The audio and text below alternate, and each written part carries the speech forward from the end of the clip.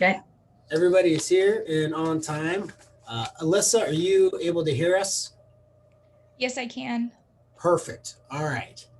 So we might as well get started because we were expecting we had a smaller group today. So we might as well kind of get started. Maybe we can give you a minute or two back at the end of it. First of all, welcome. This is just going to be a brief presentation kind of about Grandview, about the graduate programs and how they can kind of help you in your career moving forward, and how just some of the graduate education can kind of give you a step up in that same footpath. But we're excited. Thank you for joining us, and we'll go ahead and get started. I'm going to share my screen. Let's see if you guys can see this.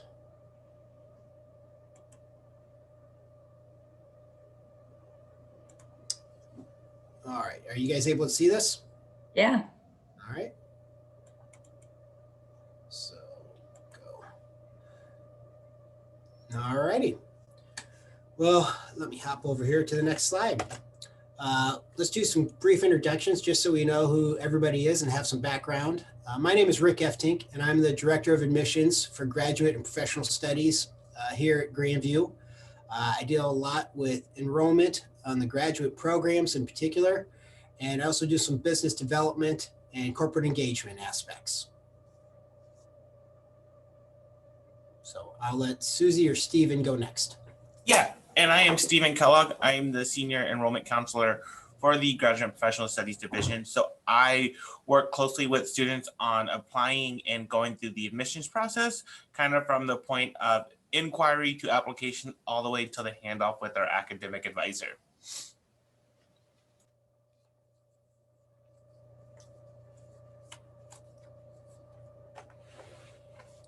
Sorry about that. I was slow on the trigger.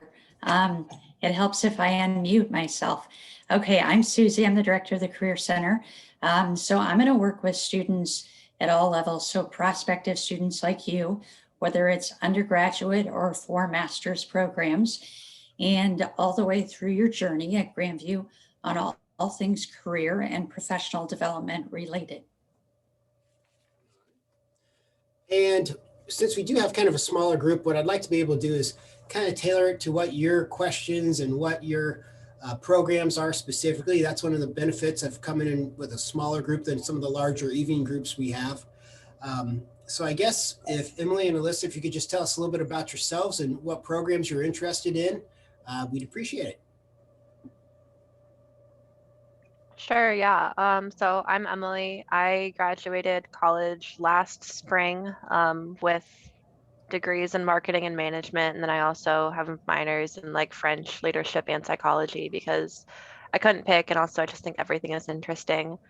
And right now I'm working in the consulting field. I do technology consulting, a lot of project management and internal coordination of stuff. So right now I'm specifically looking at organizational leadership or mental health counseling. In my current path, organizational leadership would be very helpful for me, but I am more drawn to mental health counseling. I think that's where my passions lie. So that's kind of the trip that I'm going on right now and trying to decide whether, like, which one to choose, basically. That's a very common question. We have a lot of people coming in and looking at a couple different programs. So you're not alone in that, Emily. Go ahead, Alyssa. So my name is Alyssa. I am a senior at Grandview right now in my last semester. So I plan on graduating in April. I'm a pre-PA major with a minor in psychology, and I am looking at the mental health counseling program. I originally thought I wanted to do mental health in the physician's assistant aspect of it, but I think the clinic aspect tailors more to what I can provide to patients. So I'm also looking at the mental health counseling program. Fantastic. Well, first of all, congratulations on your upcoming graduation, and Emily, congratulations on your recent graduation. So that's, yeah. It's kind of nice when we deal with graduate students that are freshly out of undergraduate programs, because you have that frame of mind already. You know what it's like to study. You don't have to redevelop those skills. It's in many ways, it's a much easier transition for the students in my experience. Since we have a small group, we're going to try to keep this as conversational and as interesting as we can for you guys. We want you to get all the information you want, but we also want you to feel relatively engaged and not just feel like you're being spoken to for 45 minutes or however long we're together. So at any point, if you have a question, just throw it out there. Feel free to kind of hop in, because otherwise I'm a talker and I can go, and I need to kind of keep it calm. So at any point, have a question, throw it out. Okay. Let's go ahead and move on. The first thing that we want to kind of hit on for this, and an important aspect, especially when you're trying to pick a different program for your master's, is trying to define your goals and your motivations. Like for yourself, Emily, you're saying how you're kind of torn between the MSOL or the clinical mental health counseling one. It's a huge decision, because it really can shape the rest of your life and which career path you choose to go down towards. Stephen does a really great job with this and dealing with our students when they speak with this. One of the things we kind of help look for is self-fulfillment. And you hit on this a little bit when you're saying maybe you felt that passion or that desire for clinical mental health counseling. In my mind, self-fulfillment is one of the biggest reasons, if not the biggest reason, to come back for your graduate degree. When you say self-fulfillment, it can mean a lot of different things. It can be, what makes you satisfied. I've used this example before, that I worked in a sales job that I was good at. However, I didn't really get fulfillment out of it. It wasn't rewarding to me. At the end of the day, I didn't really feel like I was helping anybody. Whereas, my father was a writer and a farmer. While he was an award-winning writer, he preferred farming because he felt he got that self-fulfillment out of that. And he kind of took pride in having something tangible at the end of the day. Stephen, I'll let you speak on some of your experiences with our other enrollments and the programs. Yeah, so I think a lot of it too is with a master's degree or a graduate degree, one of the best things that you can look at is you become an expert in a field. And it allows to open up many, many doors. So I know individuals who have master's degree in counseling, but they worked in a community engagement aspect of it because they were able to maximize their ability to work in groups and understand groups and facilitate conversation. So with the master's programs, and this is good for all of them, is your ability to kind of see kind of the big picture with everything, at the same time look at every leaves in that forest. So there's that opportunity with, like, I know, like Emily, you're torn between both the organizational leadership and the clinic mental health counseling program. I can tell you, Rick and I went through Grandview's org leadership program just about a year ago, and our experience was phenomenal. And I would talk highly, and that's not just because I'm a recruiter for it, but I just know that the interaction that you get from the faculty members is by far from what I could have expected to be great. But I do know that individuals who are currently going through our clinical mental health counseling program has thoroughly enjoyed their experience in the engagement that they get from the faculty, and then the level of expertise. The program director in the clinical mental health counseling, she's been in the education field for clinical mental counseling for about 20 years, but she's been a counselor for, equal or more part of that time. So she really understands what it means to be a mental health counselor and the value that it brings and the opportunities that door can open. So I could see that fine line. But when you look at a graduate program, I like to think about it as a whole. It doesn't pigeonhole you into a certain field or industry. It definitely opens doors. If you went down the mental health counseling field, you may want to private practice. You may want to work in a more of a specific clinic or in a hospital setting. It allows for that flexibility. But like I said, you also become an expert. You that is the field that you have specialized in, and that's what master's degrees are designed for, to allow you to be able to develop those critical thinking skills. So those advancement in your career opportunities are big, no matter which one you choose. And having both as an option is great. And to think about both as an option allows for whatever feels comfortable at that right time. I would have to say I've seen many, many individuals come back and obtain a clinical mental counseling degree later in life. I would say our program currently is probably a 50-50 split, with traditional students, fresh out of grad or undergrad, to people who have been in the working field. We have had teachers come back, and it's just a common program, and the need is there. That's probably one of the biggest things, especially in the state of Iowa, and you want to be in the state of Iowa. We are ranked as one of the worst state for mental health and the resources accessible to that. So and I know we kind of didn't really talk about that in the self-fulfillment, new opportunities, but they're needed, and that's big. So. And Alyssa, I know you said you were psychology, I believe. Is that correct? A biology major with a psychology minor. Biology, okay, with psychology. Okay. Mm-hmm. The advancement in career, and this applies for both of you in the aspect of, in both clinical mental health counseling and or leadership, but the mental health counseling, advancement in your career, we've got so many people coming back. This program is insanely popular and competitive because of the demand. We had to cap it in our first year, which is kind of unheard of for graduate programs, that you have to turn people away the year roll them out. And we've had to cap it again this second year. So it's important that you kind of decide if this is the route you want to go in, to get started and get early, because you don't want to have to wait till a whole semester later to start if you're ready to start now, because we've just quite simply not seen a demand like this for hardly any program. And it's because of the advancement in your careers that's why people are coming back. They need this type of degree to advance in that career. And it's, Stephen hit on it. It's a wide range of people. It is, as far as diversities, it is our diverse enrollment. We have old people, young people. We have such a diverse population in that program. It's impressive. The other thing why we start here with defining our goals and motivation is, one, that's what Stephen is going to help you with. That's what Susie can help you with. That's what I'll help you with. It's what the advisors will help you with when you come meet with us, because really defining your goals and determining your motivation is the first step in choosing the right program.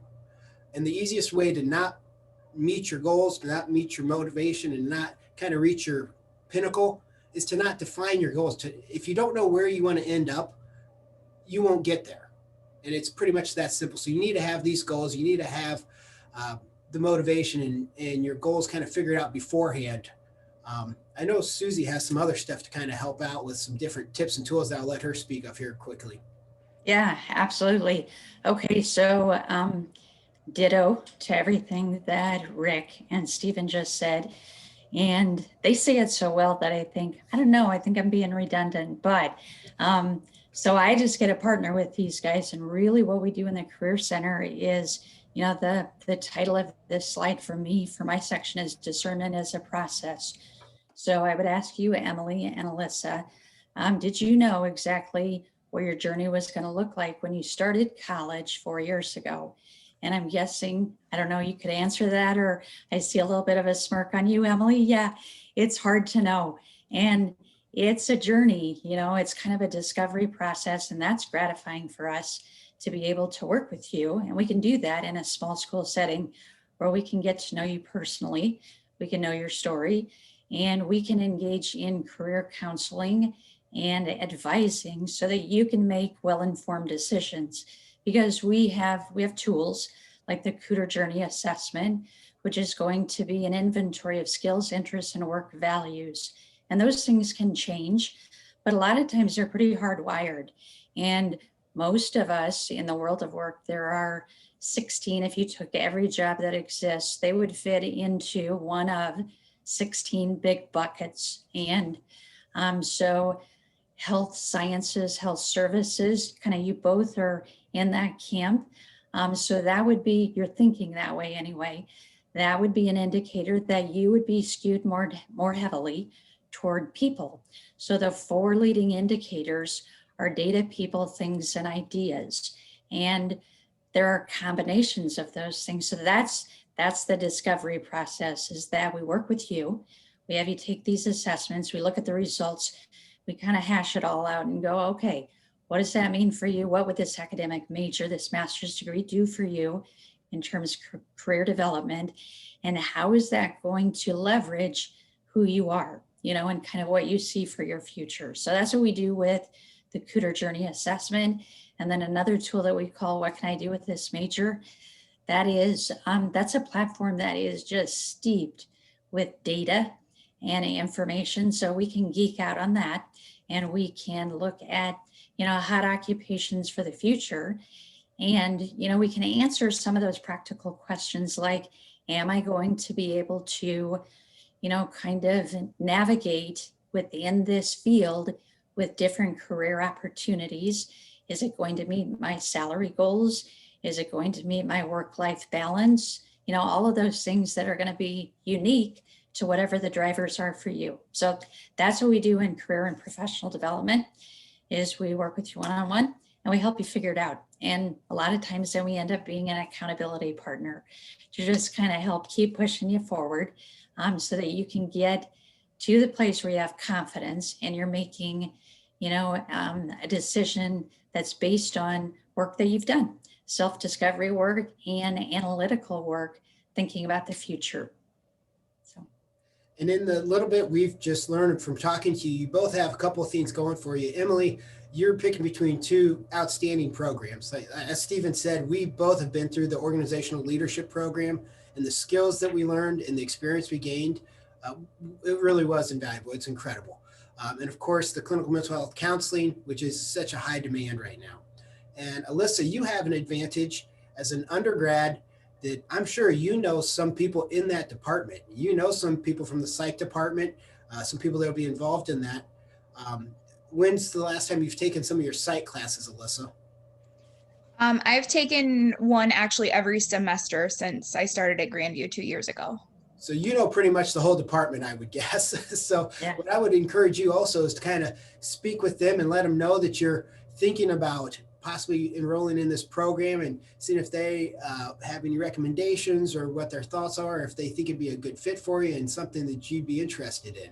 Because you have such a nice advantage because you have all these people that are involved in the program anyways, right here at your fingertips. Well, either or at your Zoom tips. I don't know if you have how Zoom classes or in classes are going, but hopefully you can get a hold of them is the point. So, and that would kind of lead us over to another thing we're going to hit on real quick. Assessing your past jobs and your past experiences. In your case, Alyssa, when you're speaking with some of these professors, kind of, if you've had that many classes with them, they're going to know what your strengths and weaknesses are. They're going to know if it's writing, if it's your logic, your ability to learn quick, if you're quick to pick up on things. And those are all transferable skills. Emily, you're in the workforce right now. And I'm not sure, Alyssa, you might be as well. But one thing that I know that I've learned early on from having jobs, there's a long list of things that I like, but there's also a long list of things that I do not like, and certain things that I would want to either try to avoid or things that I need to have. Like I need to have person and people contact within a day for me. I could not be one who just sits in my office and not deal with people all day. To me, that's just not something I would enjoy. There's a lot of different characteristics that individuals enjoy. Some people love it. My brother, he hates it when people come anywhere near his office. Like he tries to lock people out. So Stephen and Susie, I'll let you guys kind of add some of your thoughts to that as well. But if Emily or Alyssa, if there's anything in particular you have that you're thinking about transferable skills or something you want to ask us, feel free to throw it out there right now. Otherwise, go ahead, Stephen. Yeah, so I would like to add, when you're thinking about a graduate program and the skills that you are getting, once again, you're becoming an expert in a field, and that allows you a lot of transferable skills just within that space. I would say when I first started our graduate program here, I wasn't the strongest writer in the neck of the woods, but I became a better writer over time just because the quality of writing that you have to do and the amount of writing that you have to do in grad school, no matter what program you are in. But just the skills that in that capacity, I learned how to work better with groups and critical thinking skills. That's all transferable. That's transferable if you have a mental health degree. or if you have a PA degree, those are all skills that are needed. So not so much those technical skills you're getting, but what are those intangible skills that you have developed in that graduate program, or even in your current work experience or in your current college career.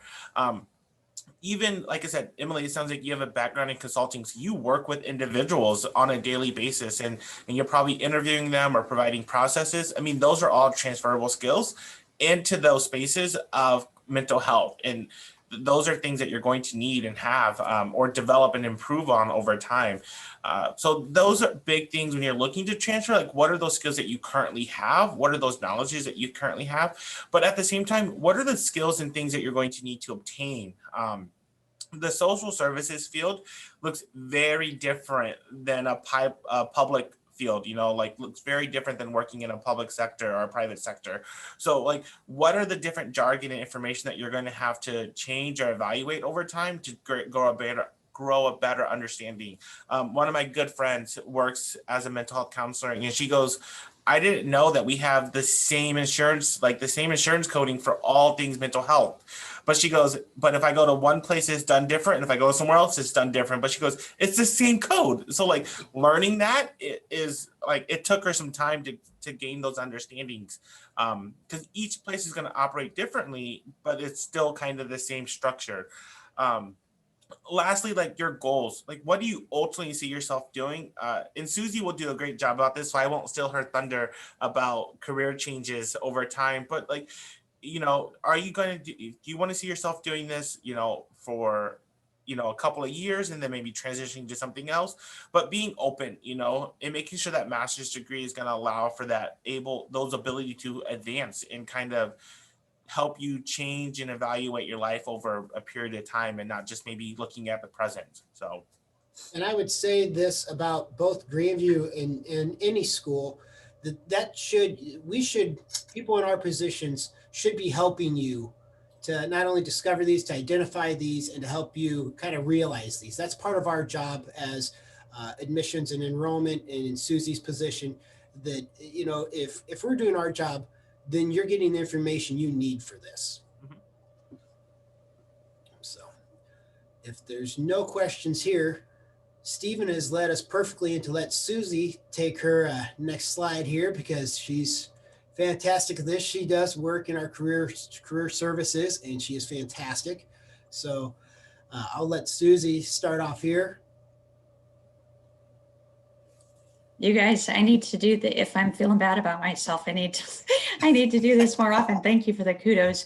But it's just a team, and I love I love the passion that I hear. So I'm a soldier with these guys, right? We're just trying to do good work and help you to be successful. And so it's good for me to hear their passion and commitment.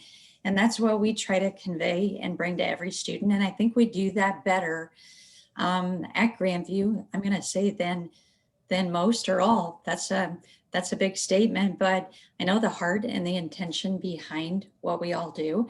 And so our job certainly is, from a practical standpoint, it's to make sure that we treat you whole person, mind, body, and spirit, and we engage, equip, and empower you to have a life of meaningful work and service. So that sounds like a lot of hooey. I don't mean it that way, but actually we try to live into that every day. And so that's why, you're going to get the degree attainment, and you're going to be competent and credible to do the work with your master's degree for whatever chosen career pathway that you have. And you're always going to hear lifelong learning. That's the only constant, is that change is going to continue to evolve in the form of innovation and, everything digital and computer and machine learning and all kinds of things. There isn't any industry type that isn't going to have to tussle with that. And so what we try to do is we try to make sure that as you pick a major that's going to be a good fit for you, who you are and how you're wired, that we pay attention to the future and that we constantly look at what does the roadmap look like so that you can have a long life of learning. Because statistically, it used to be that you would have 12 to 15 jobs over the course of your lifetime. I'm reading a new book right now called Long Life Learning. And the person who is the chief author talks about, what the future of work looks like and takes a futurist perspective. And what they're suggesting is that people who are entering the workforce now and in the near term, they're going to have at least 20 to 30 different jobs or job titles over the course of their lifetime. So what that means is that shouldn't scare you. That should make you go, oh, I want to explore that further. And I want to make sure that I pick a good major that is going to give me opportunities to grow and evolve. And that gives me good balance. Long life learning means you have more balance. You learn and work and learn and work, but you have rest and balance spread out over the top of all of that. So the old model of learn a little bit when you go to college, then work, and then rest is really becoming obsolete. So that's what we do. Kind of in the Career Center as we go, let's take the long view. Let's consider you first, take the long view, and let's make sure that you're set up for success for now and well into the future. Does that make sense? Okay. And, some of these other ones that you'll see, people love to use different statistics because they're powerful. And you'll see a lot of different statistics that talk about, like I saw one from the US Census Bureau that says an average lifetime, somebody who has a master's degree will earn approximately $2.1 million, and someone who has an undergraduate will earn $1.2 million. So approximately $900,000 more. But if you delve into that, that varies so much from master's degree to master's degrees. Like some people do earn, 20,000 more per year in a master's, but some people earn maybe, 4,000 to 5,000 more per year. So really research that. And when people give you some of these statistics, make sure you're diving into them and applying them to your own situation. So I think that it's really important because it's easy to hear some of the numbers and get excited and think, oh, I'll earn an extra $1 million if I get a master's degree. Yeah. And it doesn't always quite work that way. Yeah. Hey, I just want to jump in here, Rick. You said something in a previous session that I think is worth reiterating. And, certainly we want you as prospective students to analyze the return on investment, to make a wise investment in your future and, the debt that you might incur. Maybe you would have some tuition assistance through your employer. But so we want to help you make sound financial decisions with taking this on. But the value of your education is something that you said it best, Rick. Nobody can ever take that away from you. And, the adage, the old saying is the more you learn, the more you earn is true in so many ways, certainly in financial, but also in marketability for future opportunities, insulation from unemployment. Those things are those are proven, and there are a lot of determinants that go into that. So that's what I want you to think about. The investment in your education, your master's degree is something that will have lifelong dividends, and the return on investment is something that, it's hard to quantify. Like Rick said, might be $1 million. It might be, $4,000 to $5,000, in your first year out. But that's what we do together is we kind of take a look at the data and we go, what's realistic? What can you expect?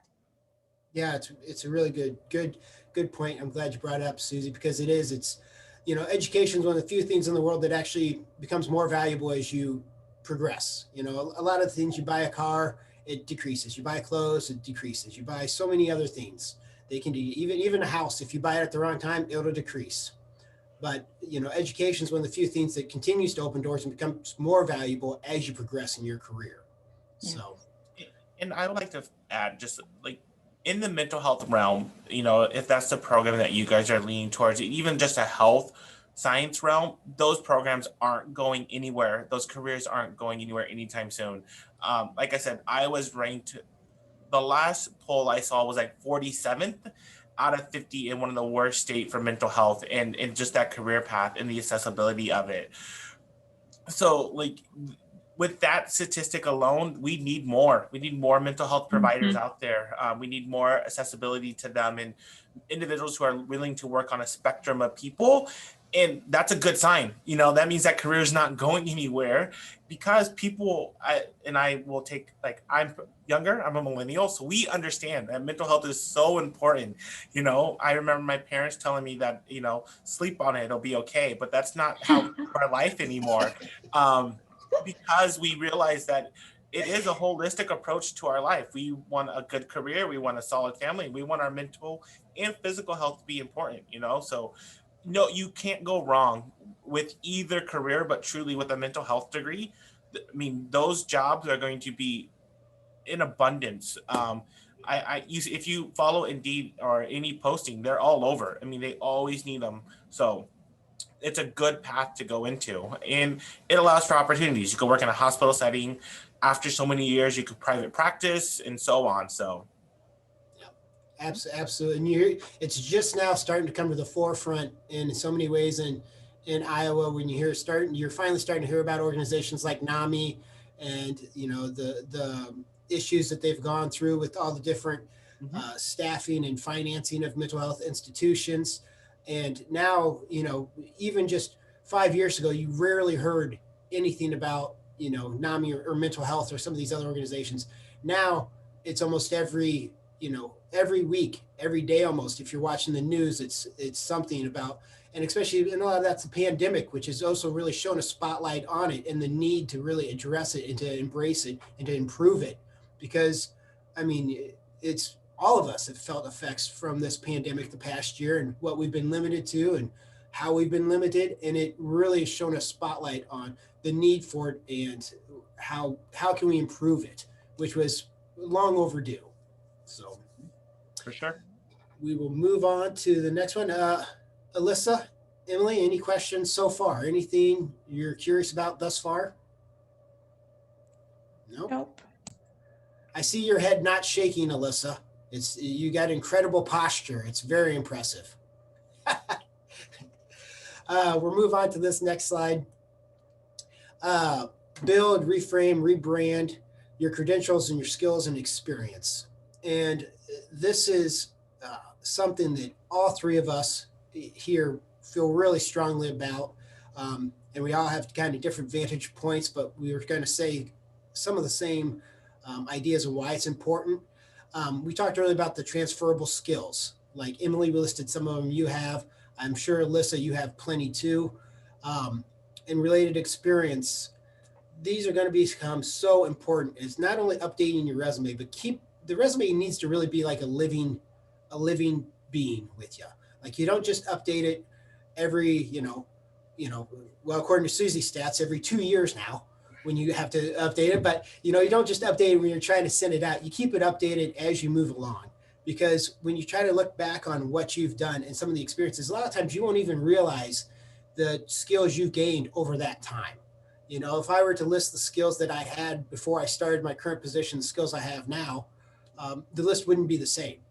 And you don't want to forget or leave over some skills that are going to be important to different positions. Also, Stephen has really presented a really great philosophy on how to kind of handle this. And I'll let him explain it, but I think it's really worth listening to and taking some notes on because I think it's a brilliant approach. Yeah. So when I was in college, I took a class and it was called Nonprofit Management. I believe that was the course, or my strategic management course, something like that. And the instructor talked about developing a personal advisory board. So look at yourself as a corporation. All corporations, big, small, nonprofit, they have board of trustees, they have board of directors, and those board of directors help guide that corporation through changes and challenges and growth. So the way she explained it to us, do that same thing for yourself. Yes, you probably have one mentor, but you can have a mentor for many, many aspects of your life. So especially when you're going through this rebranding or reframe or looking at that growth, develop close relationships with individuals that you can go to. Like maybe you're struggling in your career and you want some guidance and, you can't go to your parents for that because it's completely different, or you don't have a close friend, or maybe you're like, I have a conflict at work and I need to work with somebody over this. Developing an advisory board of individuals that can help you with multiple aspects, because your career is a corporation. You're going to grow. You want to succeed, and that's going to change over time. and who else to know that with except for people who've already gone through that experience. Like I said, I have individuals on my personal advisory board who can help me professionally. So like if I'm looking for a job change, which I'm not, but like when I was going through a career change, I reached out to, multiple individuals to like review my resume, review my cover letter, look at jobs out there in the Iowa area that, supported my growth. We talked about salary, we talked about transferable skills. Sometimes it's good to have a network, but more, not so much a network, but like a close network that you can call on or send a text to and like, hey, can we connect over this? I'm struggling on a professional level. And I don't think that is talked about enough in a lot of times. I know that I've had great supervisors, I've had great colleagues that have been able to support me, but truly a better personal advisory board has been a great outlet for a lot of my growth over my, I would say, short-term, long-term career. Like it's just been good to reach out to somebody who's unbiased, who doesn't have that connection with me on a daily basis, but can look at the whole picture of what I'm seeing. And once again, it could be a mixture of people. It could be someone you reach out for coffee and ask, like, hey, I see you work in this industry. Can we connect? And then you kind of do that a couple of times, and then you become really close professional colleagues. So it could be someone like a family friend, but they work in the industry you like. Broaden that experience and look at that in a good growth perspective is huge. So. And Stephen, you're hitting on so many good points. The people on this webinar right now could be part of yours when you're moving on. If you need to rely on Stephen and I about different if you decide to pursue a doctorate after this, Stephen and I'd be good people to speak to on that. Susie's a fantastic person when you're discussing possibly a career change, because when you graduate, Grandview doesn't just say, okay, see you later, good luck. We try to embrace our alumni. You'll see a lot of Viking for life shirts here, and it's something we really embrace because we are a close, tight-knit, smaller school where we take pride in our students and their goals. Like that's how we judge our success. Alyssa, in your case, you have a golden opportunity. If you're wanting to apply to that clinical mental health counseling one, you probably have pretty tight ties with one or two of your professors in that psych department. You could easily walk up there and say, hey, I'm thinking about this, maybe even use one of them as a reference for application into the program. Is there a particular professor that you're, possibly taken several classes with? I know there was a professor that I took all of her classes when I was in college because I just loved how she taught. I loved her style. I'm sure you have a similar professor, something like that, Alyssa. I've taken classes with quite a lot of professors. I took one with Professor Diebert, Guy Cunningham, and I'm in Dr. Woods's class right now. Yeah. And I think I've developed pretty good relationships with all three of them. I'm somebody who likes to come in during office hours. Now it's a little harder because we do it over Zoom, but I email back and forth. I ask a lot of questions just because I want to have a more personal relationship with my professors, and I like that I can do that here at Grandview. But yeah, I have kind of built those relationships. So That's fantastic, and it's important. And a lot of times you don't realize it's important until after the fact. I was lucky that I had a couple of professors. I attended a state university, and I was lucky that I was ambitious enough to kind of speak with them before and after class, because in some of those you're in classes of 200 people, and they're not going to know. They would never know who Rick Eftink was if I hadn't made that effort. But since you make that effort, when you, like you're doing, like you're going in and speaking with those professors, you have those relationships. It becomes a lot more important when you're wanting to continue your education later on, because people like Stephen and I, when you're applying for graduate programs, part of it is your past academic history, and if you're capable of it, and those are the type of people that can speak to that, and that's important. So. Also, you see down there the new elevator speech. I think we probably all know the elevator speech is kind of the short version of selling yourself. But if you are continuing kind of refreshing in your mind and on your resume and with your team, like what your skills you're building, what skills you're gaining and training for, it's so much easier to kind of share that with other people in a formed, well thought out plan than just, I can do this and this and this and this and this and this, and just, as opposed to just throwing stuff at them, you can deliver it in a method that's so much smoother and carries a lot more weight. So this is our last slide for the presentation. You guys, and obviously Alyssa, you're very familiar with us. Emily, have you been to campus, or do you know much about Grandview? I've looked at it a little. I haven't visited campus at all, but I've surfed around the site. Well, we always encourage you to visit campus if it's something you're interested in. It's not required, and we understand if people aren't comfortable doing it, especially right now. Your safety is the most important thing. But I will tell you just quickly about us, and it's a variety of classes, variety of degrees, certificates, but the classes are offered online, face-to-face, and then high flex and hybrid, which is kind of a combination of those. We have connections not only within Des Moines, but Iowa and nationwide. And that goes to speaking with alumni, and that goes to speaking with recent graduates also. It's also corporate partnerships that we formed. As far as for private institutions, we're very affordable. And I think the biggest thing about Grandview is what we've been probably picking up on the entire time is the individual attention. You really are an individual here. You're not a number. And we take pride in helping you succeed and helping our students succeed. Alyssa, is there a particular theme that you've enjoyed about Grandview? I always like having, current or past students on because they can speak to kind of their own experiences. And it's not just, Rick from admissions telling them. So if you'd share something, that'd be great. I'd be interested in hearing it. Yeah, of course. So I've been to 3 other colleges besides Grandview, 2 for my associate's degree, and then I did a summer over at Mercy College of Health Science.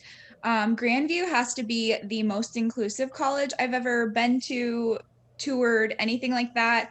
My first week, I made friendships, developed connections. Professors are easy to talk to, but I mean, I have a group of friends that we message, email, Snapchat back and forth. We've taken several classes together.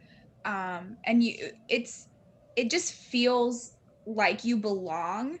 And I really appreciated that about Grandview, which is why I'd want to continue my master's degree here, because I've never been to a place, even in high school, where everyone was so sociable and they're wanting to achieve their goals together versus as an individual. It's really nice to be able to have those support systems. That's great. Thanks for sharing that. And like I said, I feel like it carries more weight when students speak to their experiences as opposed to me trying to tell you what it's like. Even though I was a student here for my master's, it's good because, it just really gets the point across for us. One thing I will say is Stephen hit on this when I spoke to him recently. When you guys are looking at a graduate career, there's things you should keep in mind. And really this whole webinar revolves around something kind of around this basis. You need to decide what's important in a lot of different ways. It used to be, here's your title and here's how much you make. And that's really what employers look for. Stephen was talking about that a couple of days ago when we were speaking, his title and this much money. Now it's really, it's a pie. And maybe this part of it is your salary. This part could be geography, where you're located. This part could be how much time will you get to spend with your family. This could be benefits. And it's more than just, I need to make such and such money and get this title. It's really a holistic approach to what you want out of your life and out of your career. And it's something that's incredibly important and one of the biggest things that you really want to focus on when you come back for that graduate degree. Like, how can we help you get there? So I'll open it up for any questions from Emily or Alyssa. If you don't, do you guys have anything we forgot, anything you'd like to know? As far as next steps, we'll follow up with you after this just to see if you think of anything, because a lot of times after these end, you'll think of a question 5 minutes later. So that'll be fine. We'll probably have Stephen reach out to you each time to see if you have any questions about if you choose to proceed, which I would encourage you to proceed even if you're not sure, mainly because especially those clinical mental health counseling, it is so uber competitive and it takes a while for the process. You have to write an essay and you have to get letters of recommendation and we have to get transcripts. And if you request transcripts from another school, we're at their mercy. We don't get them until they decide to send them. And sometimes it's a day and sometimes it's a week or two. So start acting now and keep moving because we do not have an application fee for the graduate program. So I would encourage you to try to get that application in as fast as you can and kind of get a spot in line, because if it keeps going the way it is, it will be full very soon. So Stephen, anything else? So, Oh. sorry, are you guys still accepting applications for fall? Yes, we are. Okay. Yeah. Because yeah, I'm working around, like I have time and money. I actually just bought a house and a car. The car was unplanned. I promise I'm not normally like throwing money at everything. My old car broke down. So I have those two to like work around, and I haven't talked to my job about tuition assistance yet. Mhm. And in addition, I'd probably want to keep working full time during a program so I am able to like pay for things. And Steven was awesome. He sent me the program contact for the mental health counseling. And I've just been so busy with work that I haven't reached out to her to chat at all. So like I am really excited. It's just like it comes down to like that time and money because they're two very similar programs. One's just more business oriented, Mhm. and it's that one feels like there's a little bit less time involved. So like that's where I'm at right now. But if like knowing that you guys are still accepting applications gives me some time to like get my head together and really talk to like my people and figure things out. Emily, I'm in the same boat as you are. We just sold our house and have been like figuring out where are we going to live next. And at the same time, I think I have no time for anything else because come Saturday, we are moving into our friend's basement. So it's like, what the heck? So I understand that lack of time, but like at the same time, the drive to do everything else. I did want to add one thing about this, about Grandview, especially if you are local. So in the Des Moines area, in the Des Moines Metro, Central Iowa, driving distance or whatever, both of the programs that you guys are interested in, so the org leader and the clinical mental health counseling, are entirely online. But being so close to a brick and mortar institution has so much value to your education. Even though the programs are online, these programs are taught by full-time faculty members. Yes, it'll have some adjuncts in there, but the full-time faculty members are here on campus during regular office hours or have evening hours, and that makes a big impact on your success and your accessibility to them. I spoke with one of our alumni earlier this week or latter part of last week, and she graduated from Grandview, but then wanted to do marriage and family therapy. And the program that she chose was entirely online. So it was based out of Minneapolis. Her advisor was based out of Florida. And she felt she had no ability to be successful in that program. None. She was struggling to find internship hours. She was struggling to find practicum hours because they weren't local. They didn't have that accessibility to connect. And when she did reach out to them, they just put her off, which I know our faculty really well as being in the program for one of them and really working on developing the mental health counseling program with them. They value the education of these programs. You know, that's why we cap the enrollment for the mental health, where you don't have 60 people in a class. You know, they're going to be very accessible and have those resources. So I think that is huge. Even though they are online, you are getting that one-on-one attention. You're getting that individuality focus. And that's big because we are seeing a lot more things online, but you still want that connection. You still want those resources available, and being in Des Moines in an online program is that option. So totally get that. And yes, Emily, like I said, I understand your crazy life, buying a house, buying a car. Right now we are, my wife and I like to joke that we don't want to say we're homeless because that seems very like you know, exclusive and demeaning, but living in our friend's basement for, you know, an infinite amount of time, we just don't know. So I understand the amount of like the stress of that. So for sure. That brings up another really good point that I meant to mention earlier, Stephen. Because you are graduate students, you're afforded all the same benefits as the rest of the students as traditional undergrad students. Like we work very hard. We take a lot of pride in representing our graduate students, whether they be online or whether they be taking evening classes.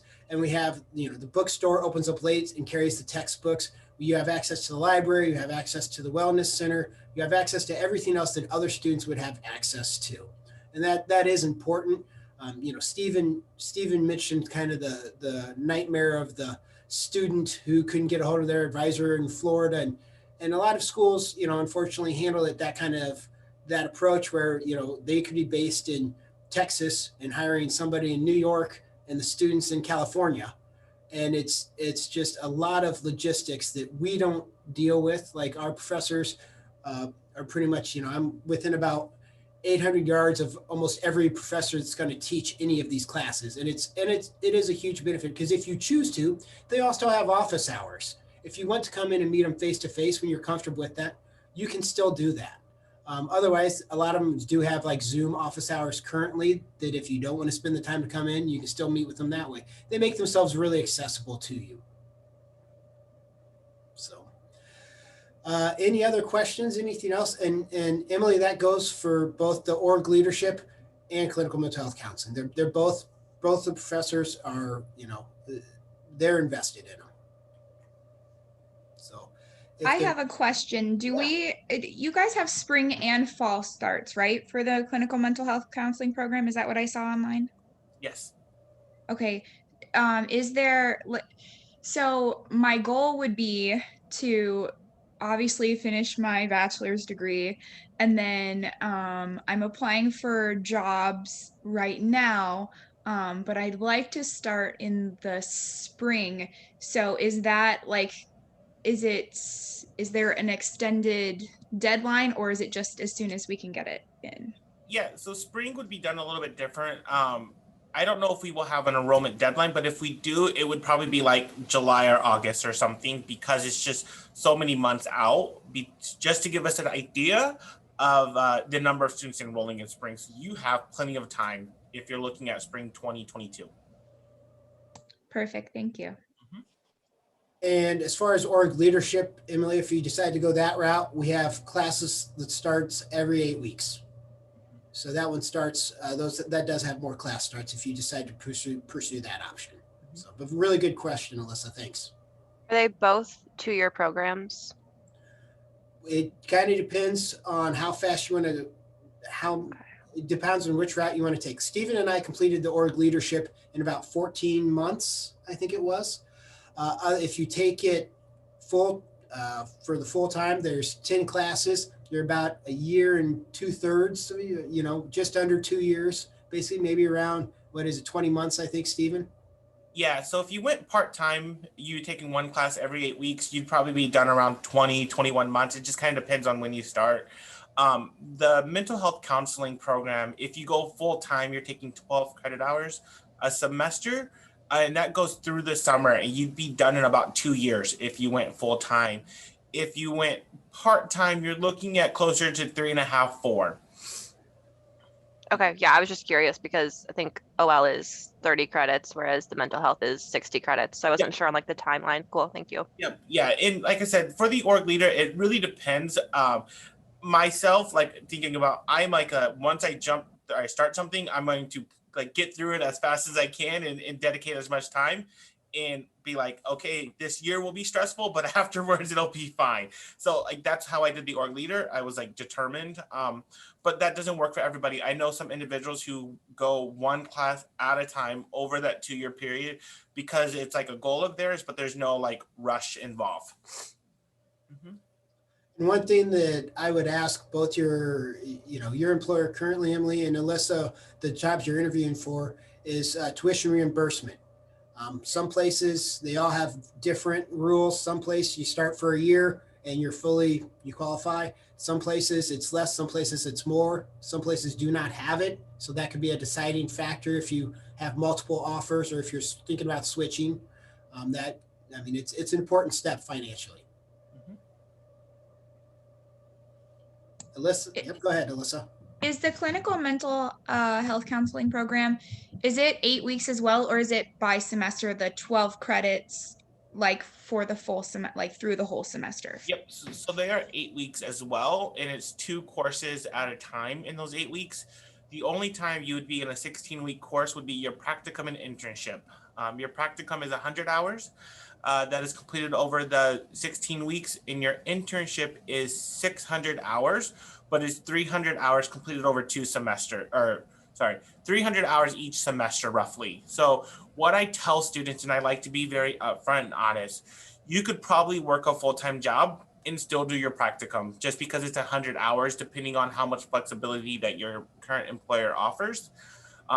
When it comes to your internship, the likelihood that you would be able to still attain a full-time job is going to be very slim because the amount of hours that you have to get in a 16-week window time. So if you think about 300 hours, you divide that by 16, you're looking at about roughly 40 hours a week. What we tell our students now is you want to start planning those internships and practicums once you begin the program or as early as your first year. That way you can start getting a feel of like, okay, do I need to bank some vacation hours? Do I need to find someone who's going to have evening hours? Do I need to maybe switch a job and work part-time? There's a lot of those things that are going to factor into that. Some employers will, like if you are currently employed at a mental health facility or a substance abuse facility, they might, pay you to do your internship. Some might not. It really depends. So those are just things that I encourage students to start thinking about as early as possible. Once again, mental health isn't big in Iowa just yet. So like there's a ton of people applying for those programs. They're going through the programs, but the internship and the practicum side, there's very, very slim, just because there's not an amount of people in that occupation just yet. So. Are there scholarships available at the graduate level? We don't offer any institutional scholarships. There are scholarships through the American Counseling Association that if you were a student, like if you were a student member, you can qualify for.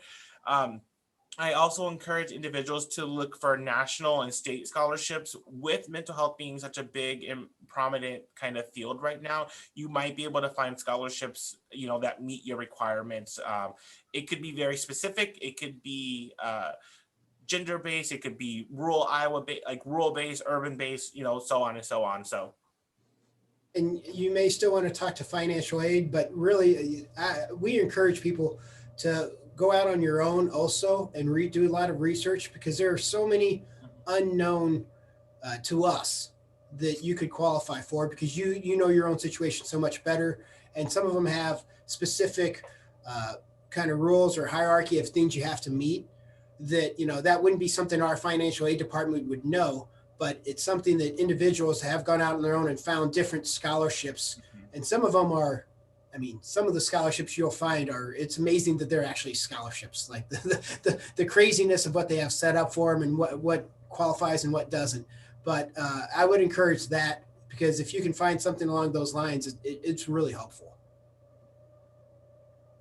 So, well, I don't see any other questions, but I want to again thank Emily and Alyssa for hopping on. We've really enjoyed getting to know you a little bit more and speaking with you. Alyssa, we're over in Crum. If you want to swing over anytime, feel free to swing over and talk to Stephen or myself. We're the only non-professors over here, basically. So, and Susie gets the luxury pad over in the student center where all the cool people hang out. So you're feel free to swing by hers as well, I'm sure. But Emily, if you ever want to come to campus and meet us, or if you just want to talk some more with Stephen and or I or Susie, we're happy to reach out anytime you need us. That's, we want to be accessible to you whenever you need us.